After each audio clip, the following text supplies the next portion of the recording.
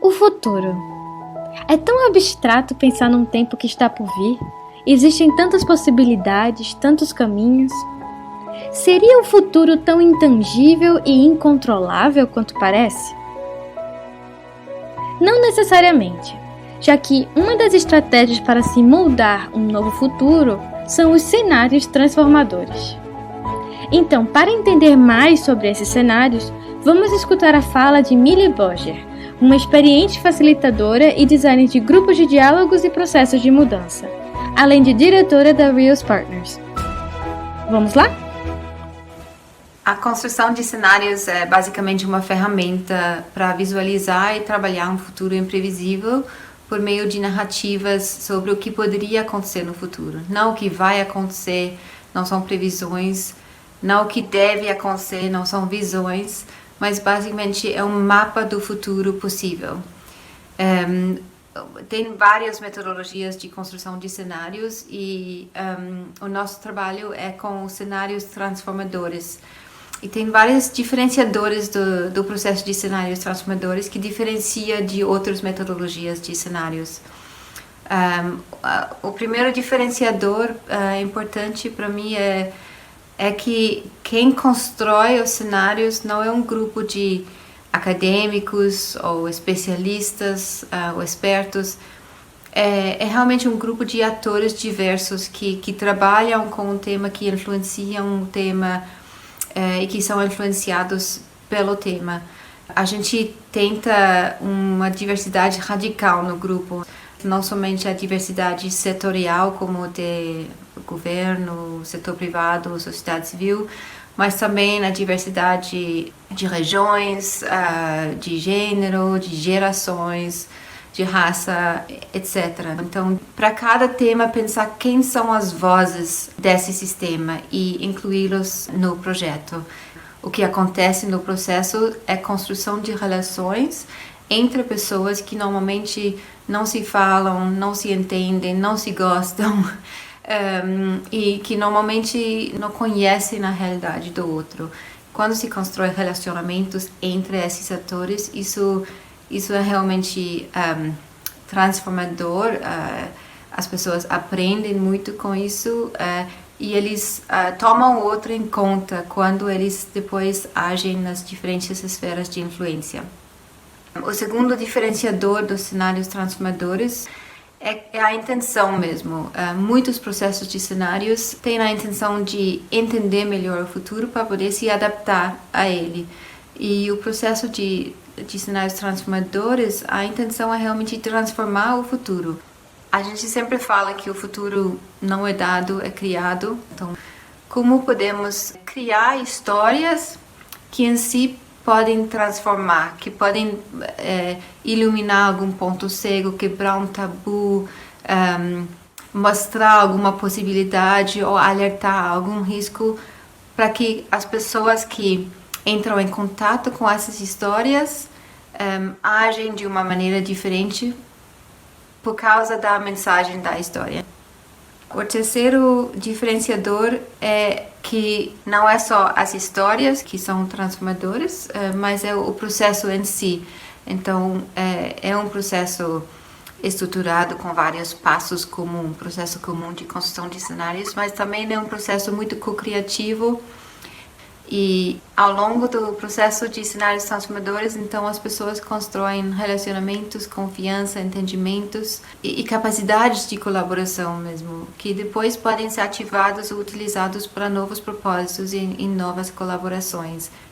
Para serem úteis, os cenários têm que cumprir 4 critérios, basicamente. Eles têm que ser relevantes, quer dizer que eles tratam assuntos que são realmente preocupações dos atores de hoje. Eles têm que ser desafiadores, então tornando algo invisível visível, desafiando os nossos modelos mentais. Tem que ser plausíveis, então os atores têm que acreditar que isso poderia acontecer e tem que ser claros. No processo de cenários da sociedade civil, eu vi várias vezes que as pessoas estavam trabalhando juntos e alguém falaria, mas isso não é plausível, eu não acho que isso vai acontecer. Uma outra pessoa falava, não, isso já acontece todo dia na minha comunidade. E o questionamento sobre se é plausível ou não gera uma procura de informação, de compartilhamento de experiências que desafia as pessoas a entender como o espaço do plausível é muito maior do que eles imaginavam antes do processo.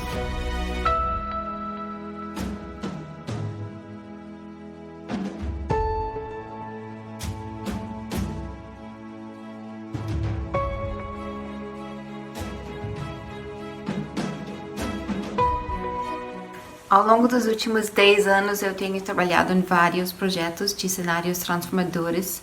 Um dos primeiros projetos onde eu apliquei essa metodologia foi o processo de cenários transformadores sobre a sociedade civil no Brasil.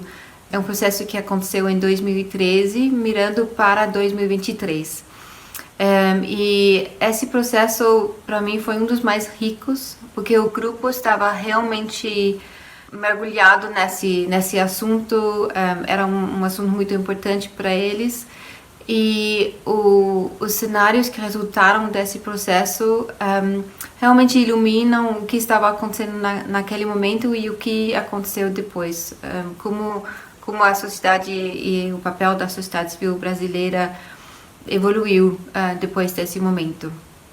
Eu também acho esse processo muito interessante porque os nomes dos cenários são nomes de jogos brasileiros, então é uma linguagem que todo mundo entende e conhece e que realmente captura a essência desses cenários, onde a grande questão é realmente quais são as regras do jogo, quem manda, como se ganha, será que o que é preciso é realmente um jogo infinito com ganhadores e perdedores, ou o que precisamos é um jogo mais infinito e colaborativo como o da Ciranda. Uma das grandes forças do processo de cenários transformadores que realmente gera muita possibilidade é que as pessoas não precisam concordar. Você pode entrar com os seus valores, com as suas crenças, com as suas experiências. Essa diversidade é realmente um ingrediente fundamental do processo, é bem-vindo. E você pode participar livremente. Isso é um super alívio para as pessoas e as pessoas podem expressar os seus momentos de ahá com dignidade porque ninguém está tentando mudá-los de fora. As pessoas estão mudando de dentro. Um dos aspectos que eu acho bem interessante do processo de cenários transformadores é também como a vivência do processo em si pode influenciar o conteúdo das histórias.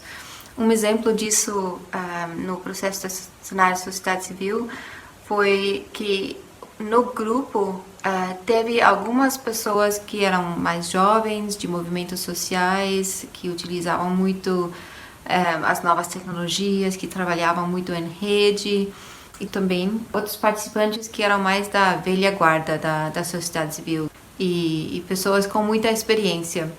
E ao longo do processo, o valor desse diálogo intergeracional ficou muito aparente e as pessoas valorizavam mais o outro, começaram a entender melhor o outro, de questionar alguns julgamentos que tinha entre as gerações. E isso foi um grande valor para eles e eles incluíram isso no cenário do Ciranda como um ponto de alavancagem para o futuro da sociedade civil, essa colaboração entre as gerações que eles tinham vivenciado no processo, que na narrativa também existe e é algo que ajuda a criar um futuro melhor.